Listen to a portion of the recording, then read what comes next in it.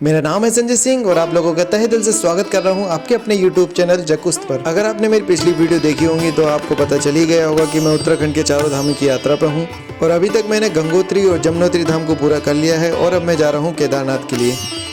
तो रास्ते में इन खूबसूरत नज़ारों को देखते हुए मैं पहुँच जाता हूँ गौरीकुंड। तो भाई सुबह के बज गए हैं 4 और मैं आ गया हूँ गौरीकुंड। उत्तराखंड के चारों धामों की यात्रा में एक साथ ही कर रहा हूँ, इसीलिए गंगोत्री धाम की यात्रा करने के बाद में मैं आ गया था उत्तरकाशी। तो उत्तरकाशी से सोनप्रयाग के लिए सीधी बस मिलना थोड़ा सा मुश्किल होता है, इसीलिए मुझे सुबह 5 बजे मिल गई थी श्रीनगर के लिए बस, जिसने मुझे श्रीनगर पहुंचा दिया था। और श्रीनगर से मैं गुप्तकाशी गया, गुप्तकाशी से फिर मैं सोनप्रयाग पहुंचा।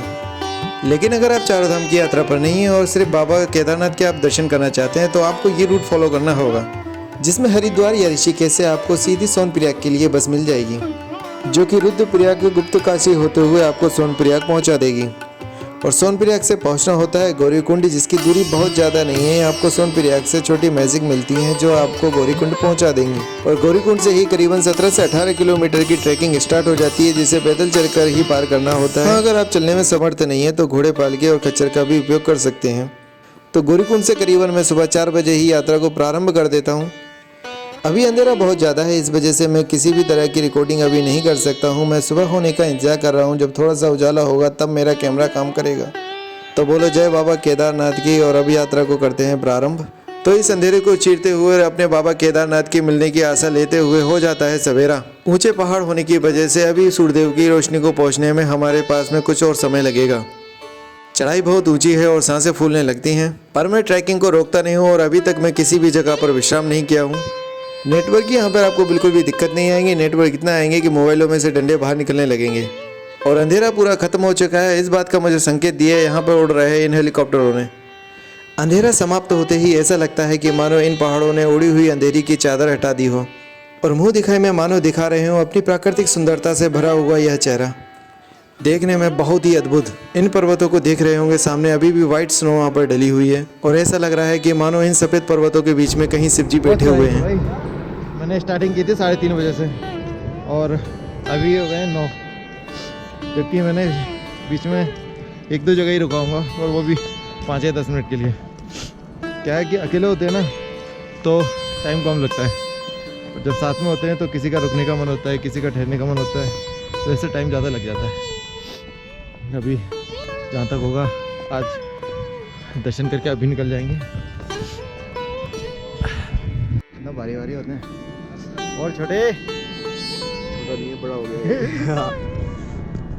बहुत सही होते हैं यार ये कुत्ते। हाँ, बाल लग रहा है कोई हाथ में जाए। नहीं, बहुत शांत कुत्ता है, बहुत ज़्यादा शांत। तो यहाँ के कुत्ते भी ऐसे होते हैं। हाँ, पता नहीं भालू से लग रहे हैं। ओए हाय बोलो। दे गौरीकुंड से अगर आप घोड़े और खच्चरों से आ रहे हैं तो वो करीबन 1 से 1.5 किलोमीटर पहले ही आपको उतार देते हैं। बाबा केदारनाथ मंदिर से करीबन 1 किलोमीटर पहले ही आपको मिल जाता है ये हेलीपैड। यहाँ पर गुप्तकाशी से भक्तजन उड़ान भरकर यहाँ पर पहुँचते हैं बाबा केदारनाथ के दर्शन के लिए। हेलीकॉप्टर भी है, पर इसकी जो बुकिंग होती है वो ऑनलाइन होती है, मतलब पहले से करवानी होती है। फाइनली मैं आ चुका था बाबा केदारनाथ मंदिर के परिसर में। एक बार मैं फिर से बोलना चाहूँगा कि यहाँ का नज़ारा बहुत ही शानदार था। और सामने ही बैठे हुए हैं नंदी बाबा जी, जिनके कानों में अपनी मनोकामना बोलकर बाबा केदारनाथ तक आप अपना संदेश पहुँचा सकते हैं। तो आइए सबसे पहले इस मंदिर की एक पूरी परिक्रमा दे लेते हैं और देखते हैं कि यह मंदिर आगे पीछे से कैसा दिखाई देता है। परिक्रमा देते हुए हम बाबा केदारनाथ के बारे में थोड़ी सी चर्चाएँ कर लेते हैं। केदारनाथ धाम में जो शिवलिंग स्थित है वह त्रिकोणीय शिवलिंग है और यह 12 ज्योतिर्लिंगों में से एक ज्योतिर्लिंग है। बाबा केदारनाथ का मंदिर जो है वो करीबन 6 महीने बर्फ में ढका रहता है। पौराणिक कथाओं के अनुसार बाबा केदारनाथ मंदिर के अंदर जो शिवलिंग स्थापित की गई है वह पांडवों से जुड़ी हुई है। बाबा केदारनाथ मंदिर के अगर पौराणिक कथाओं में देखा जाए तो ऐसा माना जाता है कि जब महाभारत का युद्ध समाप्त हुआ था, पांडवों ने महाभारत युद्ध को जीता और हस्तिनापुर राज्य का नेतृत्व किया। और एक दिन इस युद्ध की समीक्षा श्री कृष्ण भगवान के सामने कर रहे थे, तब पांडवों के मन में विचार आया कि भले ही ये युद्ध था पर हमने अपने गुरुओं और अपने सगे संबंधियों की हत्या की है तो इसका पाप हमें जरूर लगेगा। तो पांडवों ने कहा कि हे वासुदेव कृष्ण, हमें कुछ ऐसा उपाय बताइए ताकि हम इस पाप से मुक्ति पा सकें। तो भगवान श्री कृष्ण ने कहा कि आपको इन सब पापों से मुक्ति सिर्फ भोलेनाथ ही दिलवा सकते हैं। तब से सभी पांडव बाबा भोलेनाथ की आराधना में लगने लगे और इसी बीच भगवान श्री कृष्ण अपने परलोक धाम के लिए चले गए। अब सभी पांडव अकेले रह गए थे क्योंकि अपने गुरुजन और बड़े बूढ़ों को तो वो युद्ध में खो चुके थे। इसीलिए सभी पांडव और द्रौपदी ने निश्चय किया कि अपने राज हस्तिनापुर को परीक्षित को सौंप देते हैं और हम निकल जाते हैं बाबा भोलेनाथ की खोज में। पर जिस भी स्थान पर पांडव भोलेनाथ जी को खोजने के लिए जाते, भोलेनाथ जी वहां से पहले ही निकल जाते थे। कई सालों तक बाबा भोलेनाथ जी की खोज करते हुए सभी पांडव काशी पहुंचे, पर भोलेनाथ जी को पता था कि इनके ऊपर पाप चढ़ा हुआ है और यही पाप को उतरवाने के लिए पांडव मेरे पास में आ रहे हैं। इसीलिए भोलेनाथ जी पांडव काशी को भी छोड़कर जा रहे थे कि तभी पांडवों ने उनको जाते हुए देख लिया और भोलेनाथ जी का पीछा करते हुए सभी पांडव कैलाश पर्वत की ओर आ गए और यहीं पर एक बैल नंदी रूप रखकर पांडवों पर हमला कर देता है। इसी हमले में बैल अपना सर एक पहाड़ के अंदर घुसा देता है। जब पांडव नंदी बाबा को उस पहाड़ से निकालने की कोशिश करते हैं तो नंदी बाबा का सर उसी पहाड़ में रह जाता है और वही सर एक त्रिकोणीय शिवलिंग के रूप में प्रकट होता है, जिसे अभी बाबा केदारनाथ का ज्योतिर्लिंग कहा जाता है। और यही कारण है कि बाबा केदारनाथ के ज्योतिर्लिंग का आकार त्रिकोणीय है और एक बैल के सर के आकार का दिखाई देता है। और इस प्रकार से बाबा भोलेनाथ जी ने पांडवों को दर्शन दिए और उनके सभी पापों को नष्ट कर उनको मुक्तिधाम पहुंचाया। तो बोलो बाबा केदारनाथ की जय। और अभी आप ये जो सामने शिला देख रहे हैं इसे भीमशिला नाम दिया गया है। जब 2013 में यहाँ पर ट्रेजेडी हुई थी और पूरा का पूरा केदारनाथ बाढ़ में समा गया था, तब यही शिला पहाड़ों के बीच से पानी में बहती हुई आई थी और बाबा केदारनाथ मंदिर के बिल्कुल पीछे आकर थम गई थी। इस शिला के यहाँ पे स्थापित हो जाने से परिणाम यह निकला कि पानी का जितना भी दबाव था और बहाव था वो सारा इस शिला ने ही झेल लिया था और बाबा केदारनाथ के मंदिर को बिल्कुल भी क्षति नहीं हुई। इस वजह से ही इस शिला को भीमशिला का नाम दिया गया है। यहाँ के अगर मौसम की बात करें तो यहाँ पर हर पल में मौसम बदल जाता है। अभी कुछ घंटे पहले यहाँ पर कड़ी धूप थी और अब देख सकते हैं कि बादल छाने लगे हैं। तो यहाँ पर कभी पल में बारिश होने लग जाती है तो कभी धूप निकलने लग जाती है। बाबा केदारनाथ मंदिर के बिल्कुल पीछे ही बना हुआ है यह छोटा सा कुंड, जिसमें बाबा केदारनाथ के जल अभिषेक का पानी एकत्रित होता है। इसी कुंड के पास में बैठे हुए थे ये रजनीकांत स्टाइल में महाराज, जो यहाँ पर आए हुए भक्तों को जल अभिषेक का पानी चिन्ह मित्र स्वरूप दे रहे थे।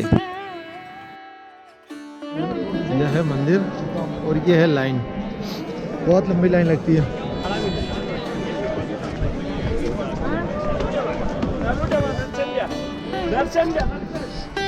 लाइन जो है ना बहुत लंबी रहती है।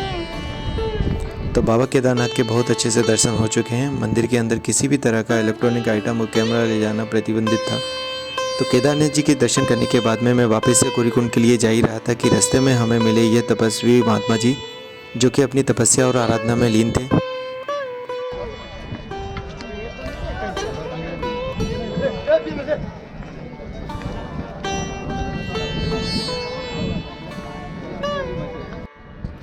जाते साइड ना जाते वक्त थोड़ा थोड़ा ना ऐसा पगडंडी जैसा बना दिया है, तो इनसे शॉर्ट रास्ता है। आने में इनका प्रयोग ना करें, आने में तो बहुत दिक्कत आ जाएगी क्योंकि चढ़ना मुश्किल होता है, उतरना इतना मुश्किल नहीं होता।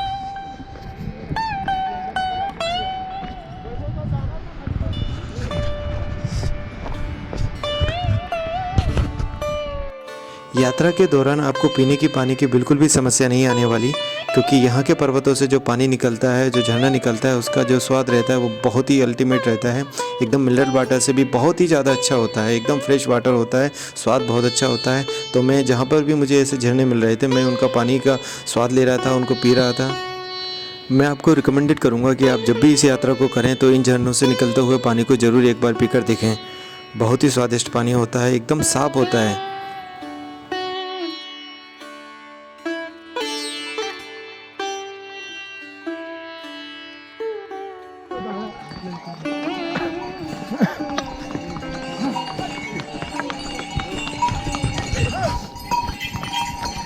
उतरने में कोई दिक्कत नहीं होती है, बस चढ़ने की दिक्कत होती है। चढ़ने में बहुत ज़्यादा दिक्कत होती है।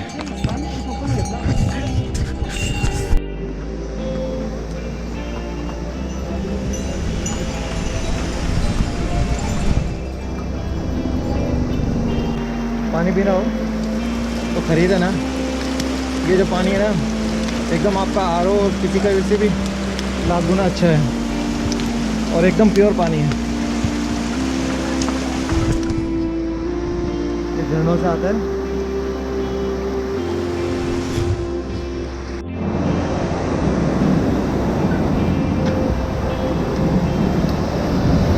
दो 2013 में जब त्रासदी आई थी तब ये वाला पुल था जो कि टूट गया था, ये नया बनाया है। बाकी यहाँ पे झरनों का देखिए कैसा डूब है भाई।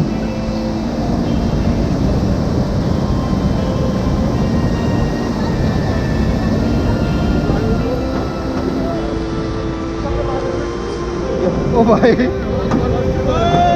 पूरा पूरा पूरा पुल हिल रहा है बढ़ते हुए। जय महादेव।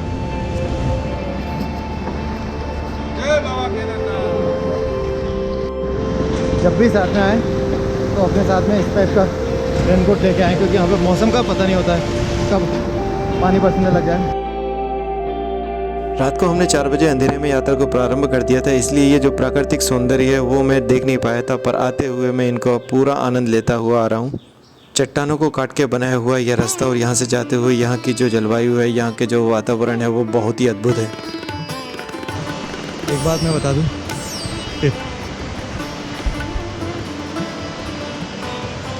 देखिए अगर आप चढ़ने में एबल हैं, शारीरिक रूप से मजबूत हैं, तो मेरा राय है कि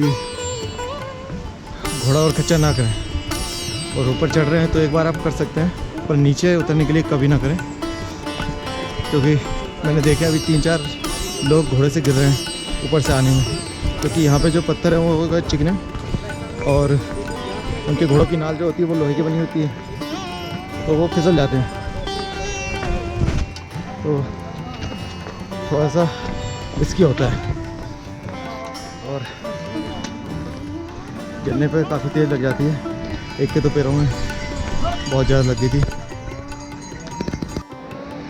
तो एक गौरी कुंड में भी एक गर्म पानी का कुंड है जिसका पानी बहुत गर्म है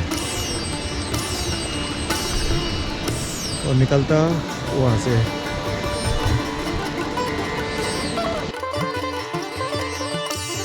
अगर आप चाहें तो गौरीकुंड से यात्रा प्रारंभ करते समय यहाँ पर स्नान कर सकते हैं और इसी को गौरीकुंड बोला जाता है, जिसका पानी बहुत ज़्यादा गर्म होता है। तो अब मैं आ चुका हूँ बाबा केदारनाथ की यात्रा के अंतिम पड़ाव पर।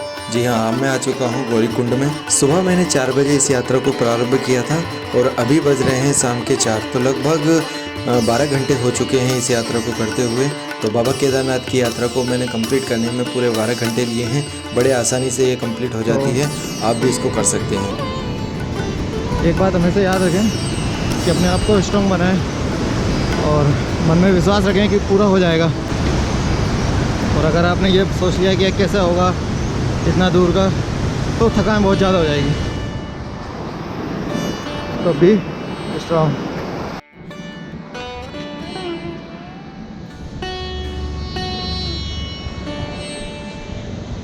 तो ये वो जगह है जहाँ से सुबह यात्रा प्रारंभ करी थी। इसमें उमापति महादेव की शिवलिंग तो नहीं, पत्थर है। अब मैं गौरीकुंड आ चुका हूँ और यहाँ पर बाबा केदारनाथ की यात्रा मेरी समाप्त होती है। इसको पूरी यात्रा को करने में मुझे 12 घंटे लग गए हैं। तो आप लोगों को अगर ये यात्रा पसंद आई है तो प्लीज़ वीडियो को लाइक कीजिए, चैनल को सब्सक्राइब जरूर कीजिए। Thank you so much for watching और मिलते हैं अब अगली यात्रा में, जो कि बद्रीनाथ यात्रा है और वहाँ पर मेरी 4 यात्राएँ कंप्लीट हो जाएंगी।